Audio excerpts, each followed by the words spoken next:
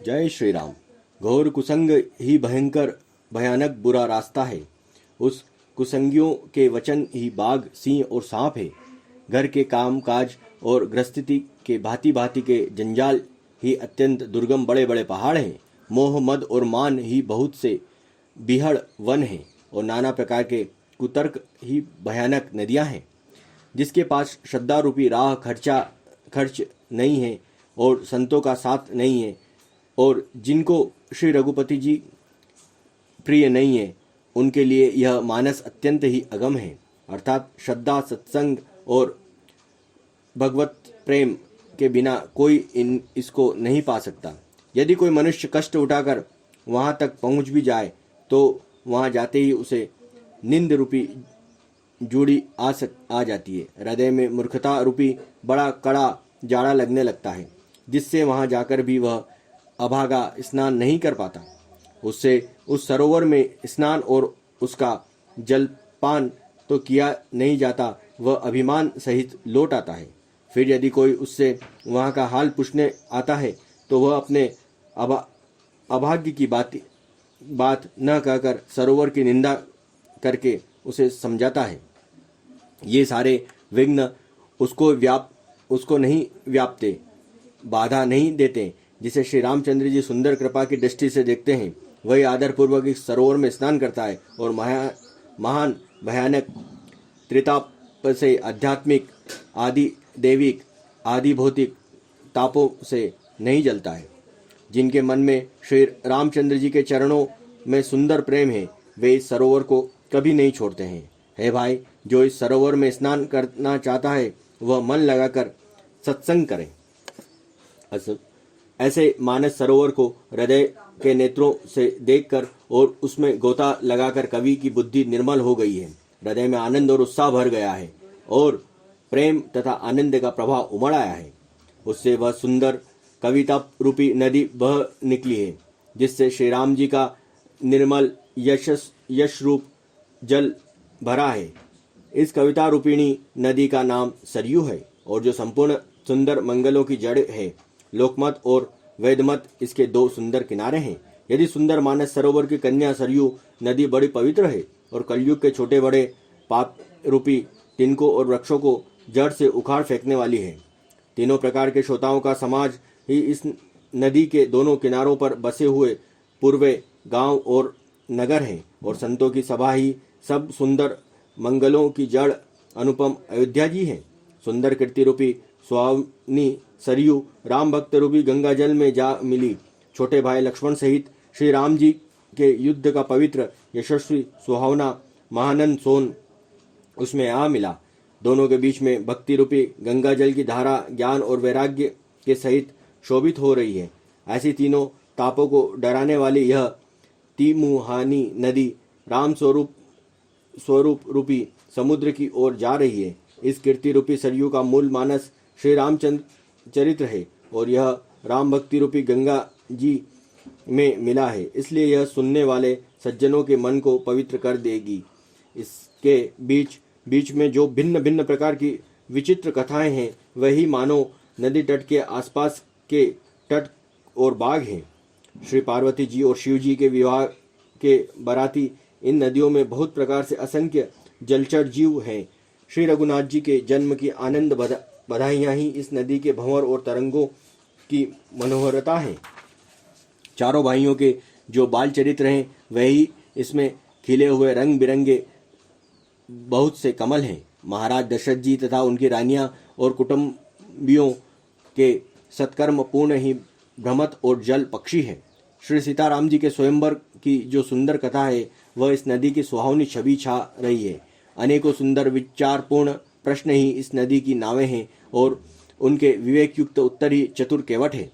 इस कथा को सुनकर पीछे जो आपसे में चर्चा होती है, वही इस नदी के सहारे चलने वाले यात्रियों का समाज शोभा पा रहा है। परशुराम जी का क्रोध इस नदी की भयानक धारा है और श्री रामचंद्र जी के श्रेष्ठ वचन ही सुंदर बंधे हुए घाट है। भाइयों सहित श्री रामचंद्र जी के विवाह का उत्साह ही इस कथा नदी की कल्याणकारी बाढ़ है, जो सभी को सुख देने वाली है। इसके कहने सुनने में जो हर्षित और पुलकित होते हैं, वही पुण्यात्मा पुरुष हैं जो प्रसन्न मन से इस नदी में नहाते हैं। श्री रामचंद्र जी के राज तिलक के लिए जो मंगल साज सजाया गया है वह मानो पर्व के समय इस नदी पर यात्रियों के समूह इकट्ठे हुए हैं। कैकेयी की कुबुद्धि ही इस नदी की काई है जिसके फलस्वरूप बड़ी भारी विपत्ति आ पड़ी है। संपूर्ण अनगिनत उत्पाकों को शांत करने वाले भरत जी का चरित्र नदी तट पर किया जाने वाला जप यज्ञ है। कलयुग के पापों को, दुष्टों के अवगुणों के जो वर्णन है वही इस नदी के जल का कीचड़ और बगुले कौवे हैं। यह कीर्ति रूपिणी नदी 6 ऋतुओं में सुंदर है। सभी समय यह परम सुहावनी और अत्यंत पवित्र है। इसमें शिव पार्वती का विवाह हेमंत ऋतु है। श्री रामचंद्र जी के जन्म का उत्सव सुखदायी शिशिर ऋतु है। श्री रामचंद्र जी के विवाह समाज का वर्णन ही आनंद मंगलमय ऋतुराज वसंत है। श्री राम जी का वन गमन दुसह ग्रीष्म ऋतु है और मार्ग की कथा ही कड़ी धूप और लू है। राक्षसों के साथ जो घोर युद्ध की वर्षा ऋतु है और जो देव कुल रूपी धान के लिए सुंदर कल्याण करने वाली है। रामचंद्र जी के राज्यकाल का जो सुख विनम्रता से बढ़ाई है वही निर्मल सुख देने वाला सुहावनी शरद ऋतु है। सती शिरोमणि श्री सीताराम जी के गुणों की जो कथा है वह इस जल का निर्मल तथा अनुपम गुण है। श्री भरत जी का स्वभाव इस नदी की सुंदर शीतलता है जो सदा एक सी रहती है और जिनका वर्णन नहीं किया जा सकता। चारों भाइयों का परस्पर देखना, बोलना, मिलना, एक दूसरे से प्रेम करना, हंसना और सुंदर भाईपन इस जल की मधुरता और सुंदर सुगंध है। मेरा आर्तभाव, विनम्र दीनता इस सुंदर और निर्मल जल का कम हल्कापन नहीं है, अर्थात अत्यंत हल्कापन है। यह जल बड़ा ही अनोखा है जो सुनने से ही गुण करता है और आशा रूपी प्यासों को और मन के मेलों को दूर कर देता है। यह जल श्री रामचंद्र जी के सुंदर प्रेम को पुष्ट करता है, कलयुग के समस्त पापों और उनके होने वाले ग्लानि को हल लेता है, संसार के जन्म मृत्यु रूप श्रम को सोख लेता है और संतोष को भी संतुष्ट करता है, पाप ताप दरिद्रता और दोषों को नष्ट करता है। यह जल काम, क्रोध, मद और मोह का नाश करने वाला, निर्मल ज्ञान वैराग्य को बढ़ाने वाला और इसमें आदर पूर्वक स्नान करने से इसे पीने से हृदय में रहने वाले सब पाप ताप मिट जाते हैं।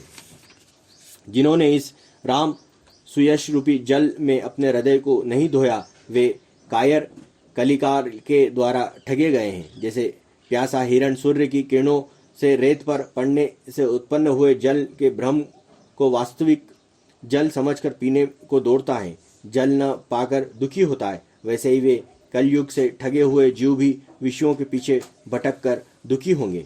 अपनी बुद्धि के अनुसार इस सुंदर जल के गुणों का विचार कर उसमें अपने मन को स्नान कराकर और श्री भवानी शंकर को स्मरण करके छवि तुलसीदास सुंदर कथा कहता है। मैं अब श्री रघुनाथ जी के चरण कमलों को हृदय में धारण कर उनका प्रसाद पाकर दोनों श्रेष्ठ मुनियों के मिलन का सुंदर संवाद वर्णन करता हूँ। भारद्वाज मुनि प्रयाग में बसते हैं। उनका श्री रामचंद्र जी के चरणों में अत्यंत प्रेम है। वे तपस्वी, निग्रहित चित्त, जितेंद्रिय, दया के निधान और परमार्थ के मार्ग में बड़े ही चतुर हैं। माघ में जब सूर्य मकर राशि में जाता है तब सब लोग तीर्थराज प्रयाग को आते हैं। देवता, दैत्य, किन्नर और मनुष्य के समूह सब आदर पूर्वक त्रिवेणी में स्नान करते हैं। श्री वेणी माधव जी के चरण कमलों को पूजते हैं और अक्षय वट का स्पर्श कर उनके शरीर पुलकित होते हैं। भारद्वाज जी का आश्रम बहुत ही पवित्र एवं परम रमणीय एवं श्रेष्ठ मुनियों के मन को भाने वाला है। तीर्थराज प्रयाग में जो स्नान करने जाते हैं उन ऋषि मुनियों का समाज वहाँ भारद्वाज के आश्रम में जुटता है। प्रातःकाल सब उत्साहपूर्वक स्नान करते हैं और फिर परस्पर भगवान के गुणों की कथा ही कहते हैं। ब्रह्मा का निरूपण, धर्म का विधान और तत्वों के विभाग का वर्णन करते हैं तथा ज्ञान वैराग्य से युक्त भगवान की भक्ति का कथन करते हैं। इस प्रकार माघ के महीने में महीने भर स्नान करते हैं और फिर जब अपने अपने आश्रमों को चले जाते हैं तो हर साल वहाँ इसी तरह बड़ा आनंद होता है और मकर में स्नान करके मुनिगण चले जाते हैं। एक बार पूरे मकर भर स्नान करके जब मुनीश्वर अपने अपने आश्रमों को लौट गए, परम ज्ञानी याज्ञवल्क्य मुनि को चरण पकड़कर भारद्वाज जी ने रख लिया। आदरपूर्वक उनके चरण कमल धोए और बड़े ही पवित्र आसन पर उन्हें बैठाया। पूजा करके मुनि याज्ञवल्क्य जी के सुयश का वर्णन किया और फिर अत्यंत पवित्र और कोमल वाणी से बोले, हे नाथ, मेरे मन में एक बड़ा संदेह है। वेदों का तत्व सब आपकी मुट्ठी में है, अर्थात आप ही वेद का तत्व जानने वाले होने के कारण मेरा संदेह निवारण कर सकते हैं, पर उस संदेह को मुझ में कहते मुझे भय और लाज आती है। भय इसलिए कि कहीं आप यह न समझे कि मेरा परीक्षा ले रहे हैं, लाज इसलिए कि इसकी आयु बीत गई है, अब तक ज्ञान न हुआ, और यदि नहीं कहता तो बड़ी हानि होती है, क्योंकि अज्ञानी बना रहता हूँ। हे प्रभु, संत लोग ऐसी नीति कहते हैं कि वेद पुराण और मुनिजन तथा मुनिजन भी यही बतलाते हैं कि गुरु के साथ छिपाव करने से हृदय में निर्मल ज्ञान नहीं होता है। यही सोचकर मैं अपना अज्ञान प्रकट करता हूँ। हे नाथ, सेवक पर कृपा करके इस अज्ञान का नाश कीजिए। संतों, पुराणों, उपनिषदों राम नाम के असीम प्रभाव का गान किया है। कल्याण स्वरूप ज्ञान और गुणों की राशि अविनाशी भगवान शंभु निरंतर राम नाम का जप करते रहते हैं। संसार के 4 जाति के जीव काशी में मरने से सभी परम पद को प्राप्त करते हैं। बोलो श्यावर रामचंद्र की जय, पवन पुत्र हनुमान की जय, जय जय महादेव की जय, जय जय श्री राम।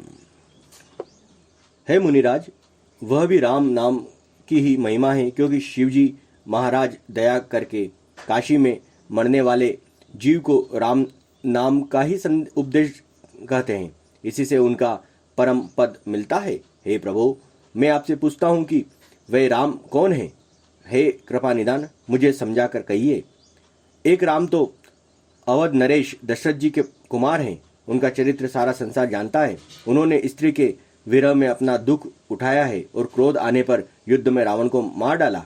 हे प्रभु, वही राम है या कोई दूसरे हैं जिनको शिवजी जपते हैं? आप सत्य के धाम हैं और सब कुछ जानते हैं, ज्ञान विचार कर कहिए। हे नाथ, जिस प्रकार मेरा यह भारी भ्रम मिट जाए, आप वही कथा विस्तार पूर्वक कहिए। इस पर याज्ञवल्क्य जी मुस्कुराकर बोले, श्री रघुनाथ जी की प्रभुता को तुम जानते हो। तुम मन, वचन और कर्म से श्री राम जी के भक्त हो। तुम्हारी चतुराई को मैं जान गया। तुम श्री राम जी के रहस्यमय गुणों को सुनना चाहते हो, इसी से तुमने ऐसा प्रश्न किया, मानो बड़े ही मूढ़ हो। हे तात, तुम आदरपूर्वक मन लगाकर सुनो। मैं श्री रामचंद्र जी की सुंदर कथा कहता हूँ। बड़ा भारी अज्ञान विशाल महिषासुर है और श्री राम जी की कथा उसे नष्ट कर देने वाले भयंकर काली जी हैं। श्री राम जी की कथा चंद्रमा की किरणों के समान है, जिसे संत रूपी चकोर सदा पान करते हैं। ऐसा ही संदेह पार्वती जी ने किया था, तब महादेव जी ने विस्तार पूर्वक उसका उत्तर दिया था। अब मैं अपनी बुद्धि के अनुसार वही उमा और शिवजी का संवाद कहता हूँ।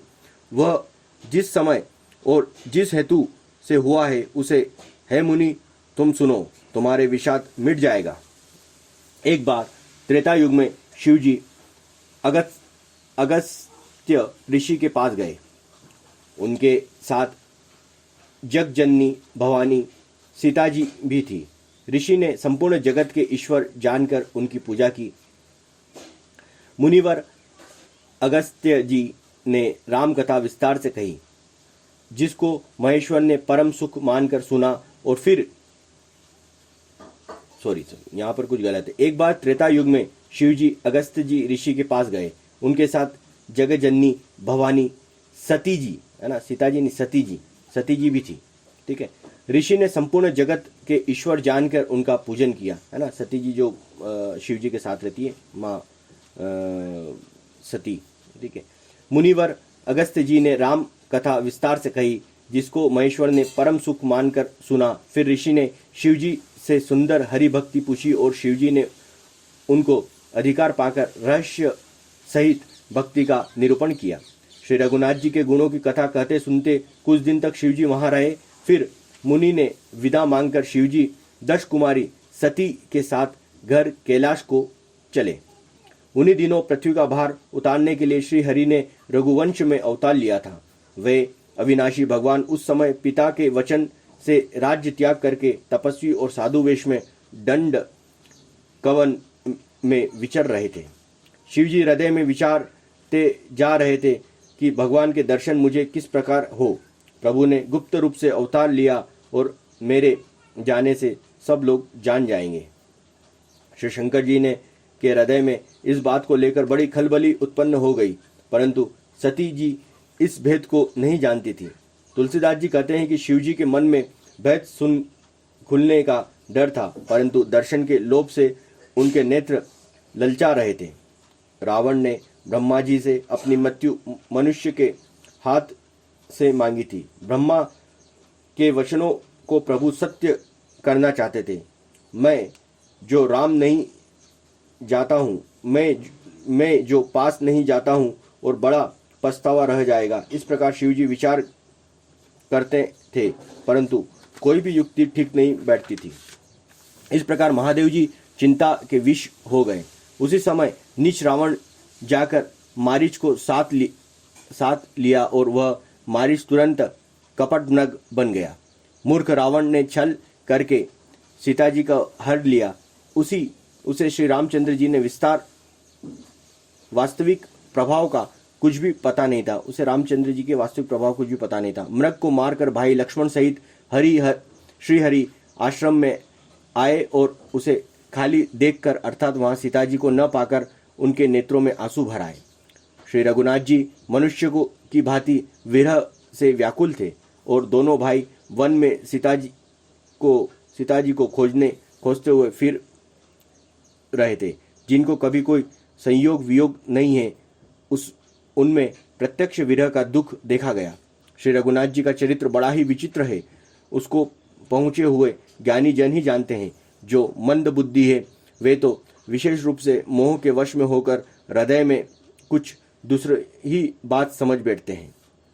श्री शिवजी ने उसी अवसर पर श्री राम जी को देखा और उनके हृदय में बहुत भारी आनंद उत्पन्न हुआ। उन शोभा के समुद्र श्री रामचंद्र जी को शिवजी ने नेत्र भर कर देखा, परंतु अवसर ठीक न जानकर परिचय नहीं किया। जगत के पवित्र करने वाले सच्चिदानंद की जय हो, इस प्रकार कहकर कामदेव का नाश करने वाले श्री शिवजी चल पड़े। कृपा निदान शिवजी बार बार आनंद से पुलकित होते हुए सती जी के साथ चले जा रहे थे। सती जी ने शंकर जी को वह दशा देखी तो उनके मन में बड़ा संदेह उत्पन्न हो गया और वे मन ही मन कहने लगी कि शंकर जी की सारा जगत वंदना करता है। वे जगत के ईश्वर हैं। देवता मनुष्य मुनि सब उनके प्रति सिर नवाते हैं। उन्होंने एक राजपुत्र को सच्चिदानंद परमधाम कहकर प्रणाम किया और उनकी शोभा देखकर वे इतने प्रेम मग्न हो गए कि अब तक उनके हृदय में प्रीति रोकने से भी नहीं रुकती। जो ब्रह्मा सर्वव्यापक, माया रहित, अजन्मा, अगोचर, इच्छा रहित और भेद रहित है और जिसे वेद भी नहीं जानते हैं, क्या वह देह धारण करके मनुष्य हो सकता है? देवताओं के हित के लिए मनुष्य शरीर धारण करने वाले जो विष्णु भगवान हैं, वे ही शिव जी की ही भांति सर्वज्ञ है। वे ज्ञान के भंडार है, लक्ष्मीपति है। असुरों के शत्रु भगवान विष्णु क्या अज्ञानी की तरह स्त्री को खोजेंगे? फिर शिव जी के वचन भी झूठे नहीं हो सकते। सब कोई जानते हैं कि शिव जी सर्वज्ञ है। सती के मन में इस प्रकार का अपार संदेह उठ खड़ा हुआ। किसी तरह भी उनके हृदय में ज्ञान का प्रादुर्भाव नहीं होता था। यद्यपि भवानी जी ने प्रकट कुछ नहीं कहा, पर अंतर्यामी शिवजी सब जान गए। वे बोले कि हे सती सुनो, तुम्हारा स्त्री स्वभाव है, ऐसा संदेह मन में कभी न रखना चाहिए।